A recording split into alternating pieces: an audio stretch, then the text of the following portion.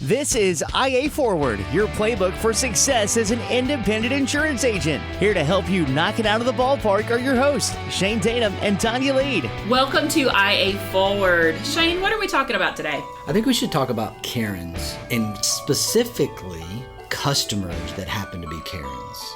I was thinking about this, and I had a recent video that I watched about this incredible police officer that diffused this Karen at a coffee shop. I mean, it was just impressive. We have historically always been trained that the customer is always right, and the customer's not always right. I want to clear something up real quick. In previous podcasts, I have said that the male version of Karen is a Dave. I have been corrected on this. Okay. The male version of a Karen is a Kevin. A Kevin. I'm good with that. I don't know any Kevins. There's no so Kevins. just to let you know. There's no Kevins close in my life, so we can pick on Kevin. I have been corrected on this. Awesome. Okay. So Kevins and Karens. And there's this reality with our businesses, and especially around the insurance business and the agency business. We are frontline workers. We are the ones that take the blunt response and the reaction to the rate change, to the hard market,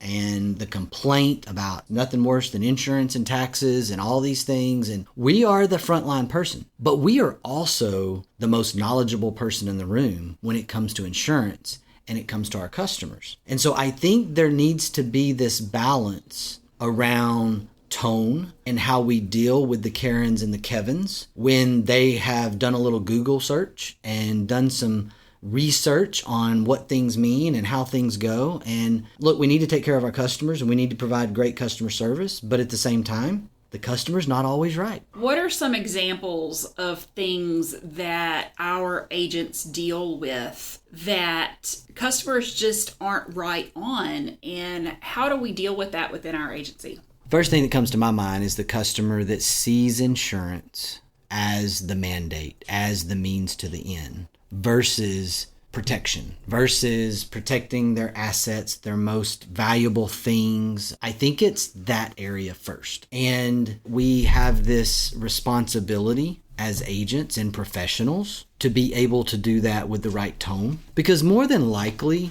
that individual is going to come at you very aggressive or in a very derogatory or negative way. If you don't fix this, I'm going to leave. The question is that really a good customer? Should this customer really be my customer? Have you chosen who you're going to write? Have you selected the type of business that you're going to write? Or have you just been a receiver of all things? Have you just been a write whoever runs at you? Sometimes customers need to be fired. It's just a fact.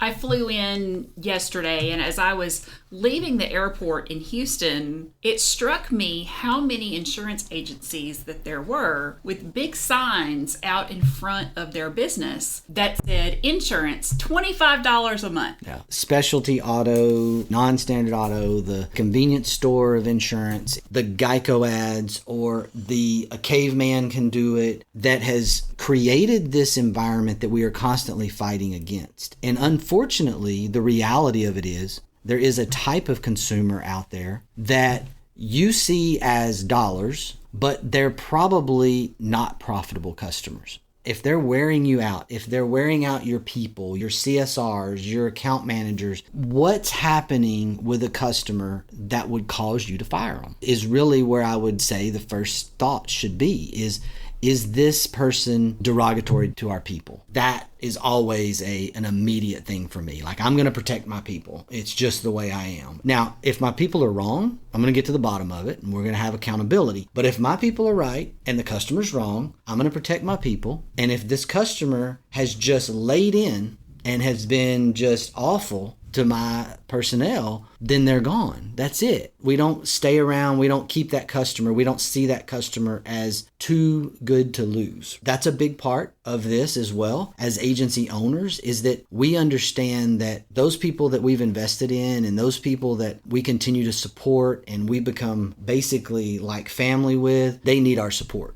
They need our back because they're the front line and they're the ones hearing this. It's really important that we think through that lens. How do you fire a customer? I've done it in ways where I've said, look, I don't think we're a good fit for each other anymore. I've also gone as far as saying, listen, Kevin, You're not going to talk to our people that way. If that's how you're going to do business, then take your business elsewhere. I've gone as blunt as that. The other thing that I've done is, I'm sorry, that's the best we can do. And then they decide to leave on their own, or they stay at a higher premium and we're at least making a little more money out of their high maintenance self. So there's multiple ways that I've done that, and those are the three most common ways. Do you see a difference in someone having a bad day and a long-term challenging customer? I actually have a very, very real story around bad day, and really it turned out to be bad year. And we had a long-time customer, and this individual was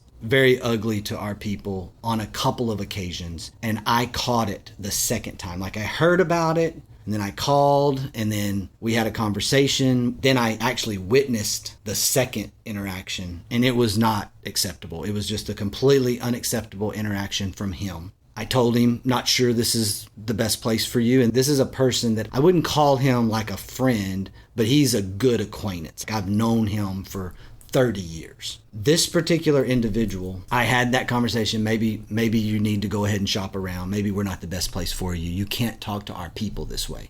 I found out about 6 weeks later that he actually had a brain tumor, and it was affecting his behavior. And he's completely different today than he was during this interaction. He was having a bad year. And so that was sort of this aha moment for me, that I realized in hindsight that maybe something was off, and I felt like something was off with this particular customer, but I didn't know what it was. I felt like he was really abrasive. I felt like he was really out of character, and I knew something was wrong, but I had no idea what it might be. It turned out to be actually a health issue for him. That's kind of the extreme scenario, but it's possible that people have bad days, and they come in and they take it out on us, or they take it out on your people over the phone. That's where we have to step in and be the ownership and the leadership and say, wait a minute, this is not what we do, and try to manage that tone and come at that situation with a diffusing attitude. How do we train our people to diffuse that up front? I know as we're going through this hard market right now, and people are calling our agencies, and people are just frustrated. And so sometimes it's the straw that broke the camel's back that they had this huge rate increase. So how do we train our people to diffuse that? If you've listened to me at all over the last however many episodes we are, you know my automatic answer to this is you have to train them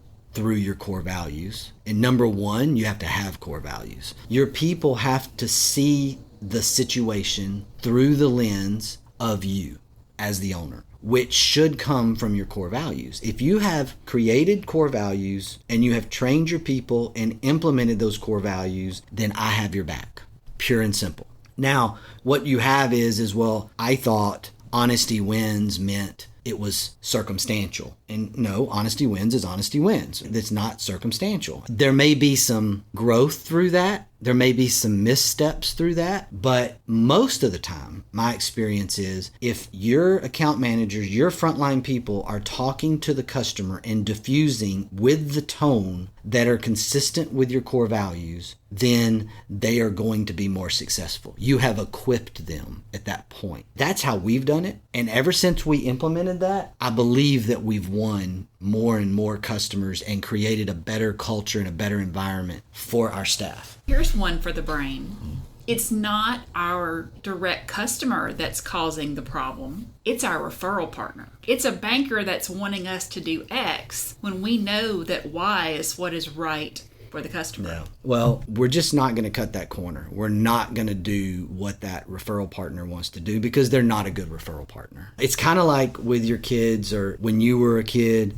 I'm afraid to be honest with them because I don't want them to not be my friend anymore. Well, you know what? They're not a very good friend if that's the way they're reacting to that. They're not a really good referral partner if they're asking you to do something that is not consistent with your core values or is cutting a corner or something else. There's other referral partners. And I think we get into this thing with the same way that we would get into our clients where we're like, oh my goodness, I can't afford to lose this client. Yes, you can. There's other clients. I can't afford to lose this referral partner. Yes, you can. There's other referral partners. You have to stay very, very disciplined and focused on who you are and what you're doing, and understand that other people do not have the opportunity, or don't allow other people to have the opportunity to dictate to you. That's the tail wagging the dog. This is why we're independent agencies. This is why we own the business and we get to make decisions, and we have a little bit of that control element that other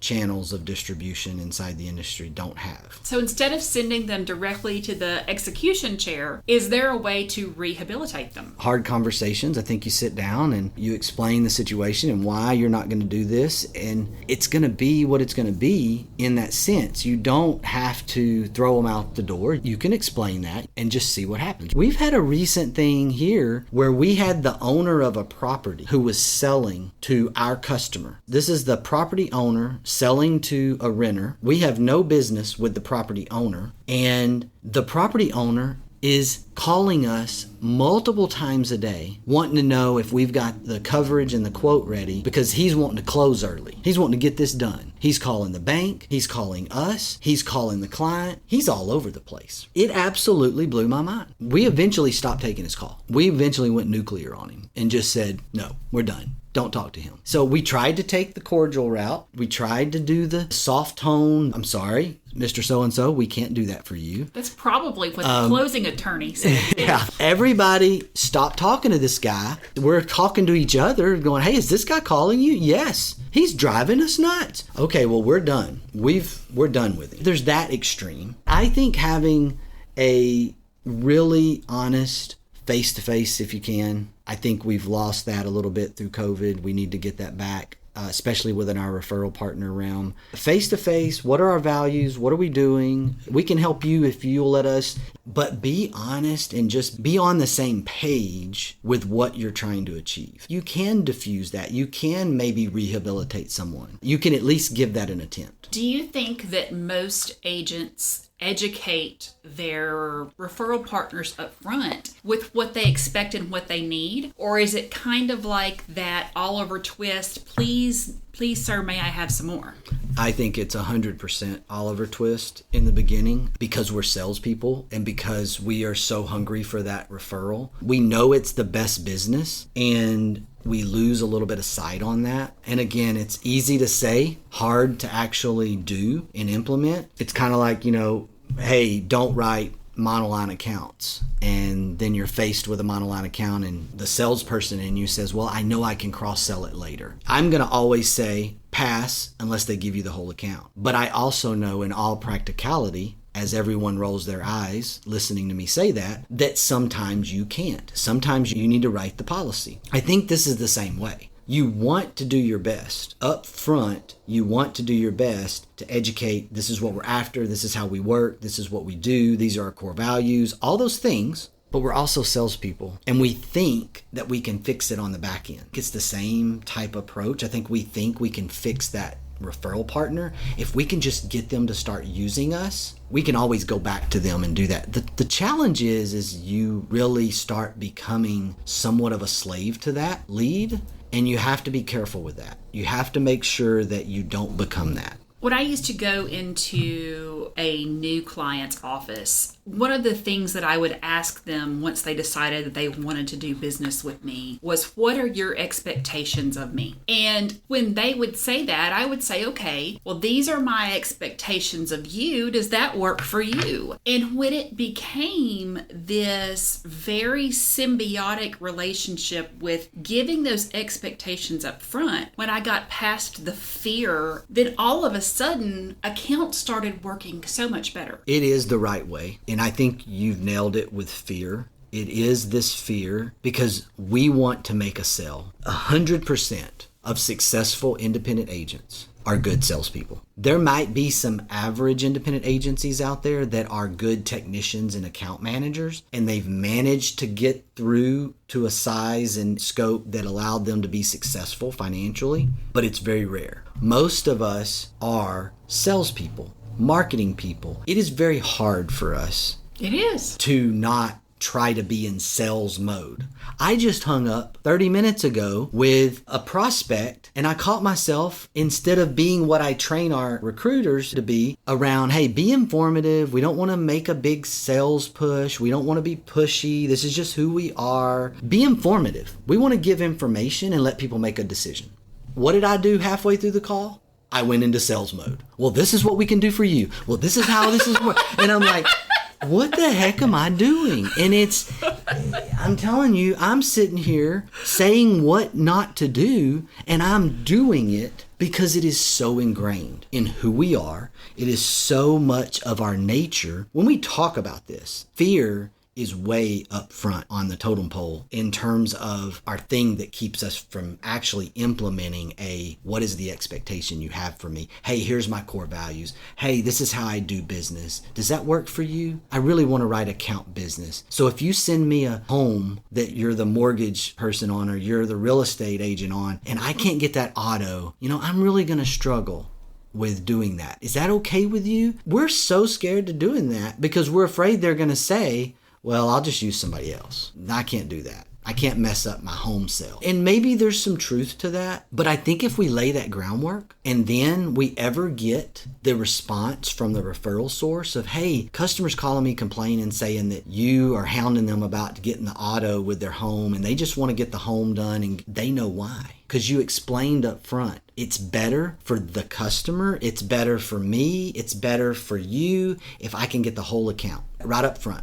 Well, now they know. Well, that's because it's actually going to save you some money if you can get the account credit. Oh, okay. Maybe the referral source helps diffuse the client for you. That's possible. It's just a matter of, can we remove that fear and actually take that time to go educate our source? Do we ever ask our retail customers what their expectations are? I know we do on the commercial side because it's a little bit different. Right. Like, we're very consultative sellers, and we're very much in the risk management side of things when it comes to the commercial end of things. I'm not so sure that we do that well on the personal line side because of this nature of transaction or this nature of volume. And I think we would be better off in the end on the infinite game side if we were better at it. If we're trying to get the whole account, then I think that we could pull that off. I think what happens is on the personal line side, we think we're going to do it. We're going to go at it this way, and then we get in the middle of it, and it's like they're looking for an auto quote or they're looking for a home quote, and we just let our guard down and we do it. And my analogy here is me at McDonald's. I'm going to order a salad. I'm going to be healthy. I'm going to do this. Salad and water, salad and water, salad and water. And I get up there and they say, can I help you? And I'm like, quarter pounder with cheese and a big fry and a Coke. It comes out. I can't do it. That's what happens to us. Like, we're going to do an account sale. I'm going to talk to them about this. Hey, yeah, I just needed to get a home quote. Okay, yeah. Okay, let me get that. And so we can't do it. Last night when I was driving in, I stopped at Kroger to pick up a few things to have in my hotel room for the week. And as I was checking out, and there was the Reese's box that had an apple stuck in it. And I thought, somebody made a last-minute decision. They did. That apple didn't make it. Nope, did not make it. And I kind of feel like sometimes that's exactly what you're saying, is we plan for that apple, but then at the last minute, we trade it out for that Reese cup. And yes, that Reese cup tasted better in that moment, but that apple probably would have been better for us. It would have been a lot better for us. We struggle with that. And it's that dopamine of the sale, right? It is. And it's the fear of not closing the deal, and it's so many things. We're so much better for it long term that if we continue to try to get there. We talk a lot about sports, and baseball as my thing, and big league shortstop can make 20 errors a year, still be a Gold Glove. Just because we practice it and we fail doesn't mean that we should stop practicing it. Derek Jeter or any other shortstop, Hall of Fame shortstop, took 100 ground balls a day during the season, before the game, over and over, practiced and practiced and practiced, still made errors. So we can practice and work on this and get better, and we're still going to have some failure along the way, and that is okay. That doesn't mean we should just give up and stop trying to be that account sell and stop trying to become an expert at our craft. What we do is we're like, okay, I just give up. I'm just going to sell whatever I can. And I just don't think that's the right approach for the long-term growth of your agency. Going back to the customer is always right, wanting to make that sale. How do we convince them that what we're selling them is really what they need when they're getting surrounded by messaging 24/7 that it's all about price? Part of that practice is confidence and knowing your craft and becoming an expert, because getting better and better at the proposal, better and better at explaining to them why they need to do it the way that you're explaining to them, is being confident and knowing your stuff. Being informative, being consultative is always going to come across to the right customer better than all the ad blitz and all the funny stuff. Because really, down at the core, I mean, you're talking about really important stuff to them. You're talking about stuff that if something's not covered right, then they're out of pocket. Then they've lost their home, or they've got this $35,000 loan on this vehicle and the vehicle's worth nothing. It's really important to the customer. They don't know that necessarily. And so we have to be able to do that confidently. We have to be able to know what we're talking about, and we have to do it consultatively to the point that we win out around all that noise. The noise is also now Google. Self-research. I do it medically, and I'm like, stop. I'm the farthest thing from a doctor that there is on planet Earth. There's things that we research now, and we have to realize that that's what's going on. We're the same way about other stuff. So if we just keep that in perspective and go, okay, everybody's going to research on their own and kind of question what I'm telling them, and they're going to have all this noise, and we have to cut through the noise and say, look, I'm your risk manager. I'm the one that's done the education. I'm the one that has the knowledge, and do it in a way with the right tone, not belittling them like I just kind of sounded. But if you come across with that confidence and you explain and provide them information, if you are the human Google and you eliminate the noise, then you're going to win. So many of us have invested time and money and effort to become an expert in our field. And we have that continuing education to make sure that we're the best at what we do. What I wonder is how many of us have actually taken the time to go and shadow our referral partners and understand exactly what they need from their perspective. In the past, with my different customers, I've gone into a florist and spent the entire Valentine's Day with them in their business, or gone into a restaurant on Mother's Day and spent the day with them. So putting yourself in their position, actually shadowing them for half a day or a day and learning their language. I know that we have several partners that belong to realtor groups to actually get in and listen to what they need. I think maybe sometimes that's what's missing because we're only seeing it from our side. We talk about marketing where you are. You have to learn their business. We are too busy in our minds. Oh, I don't have time for that. You don't have time to not do that. You can't afford to not do that. You need to go understand how their world works. Because I think what we do is we just get in this constant hurry. And it's just about send me business, because we think that if we don't go fast, then we're not going to be successful. I love the phrase, you're the expert. I want to learn from you. It puts you in a spot of humility, and it actually feeds an ego just a little bit. Sure. And they because people like feeling like an expert. They do. And that creates something there as well that they're thinking, okay, this person realizes I'm an expert. Maybe I should do business with them. We'll pick on the mortgage guys. I'm not a mortgage guy.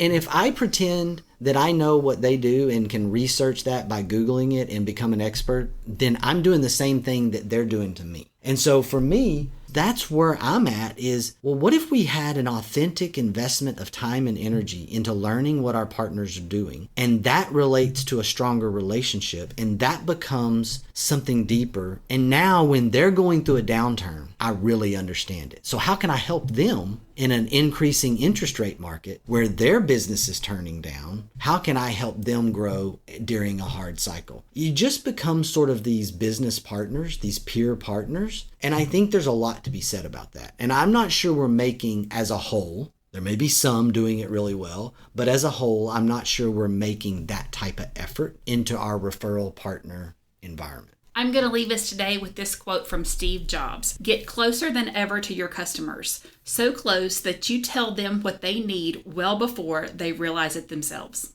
Attitude's a choice. Make a great one. Bye, y'all. Ready to get the ball rolling with your independent agency? Learn more at IntegraAgent.com. That's IntegraAgent.com. Thank you for joining us on IA Forward. Make sure you never miss a show by clicking the subscribe button now or learn more at IAForward.com.